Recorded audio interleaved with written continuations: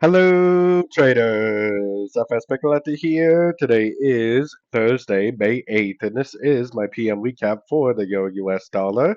If you haven't done so yet, definitely do check out my free Discord channel, which is linked down here in the corner at the end of the video. And make sure to take a look at my website, fxpipcollector.com. Watch the video on my home screen to learn more. So, anyways, today the euro dollar did push down more. Like I said this morning, I would have expected it to go to at least a 38%. It actually pushed past the 38% with pretty decent momentum. We're on the 4 hour time frame, by the way. So, the fact that it pushed past there tells me that it probably is going to go down to at least the 50, 61%. But 61% might even be more likely with all the support and resistance back here. Tops often do become bottoms. So, what does that mean? That means that I would definitely be looking for shorts going down to the 1 hour time frame. If this is going to continue to trend, then no move up will ever take out the high of the previous correction. So more than likely, if even if it does make a move to the upside, it's almost definitely just going to bounce from a fib level and end up continuing the downtrend.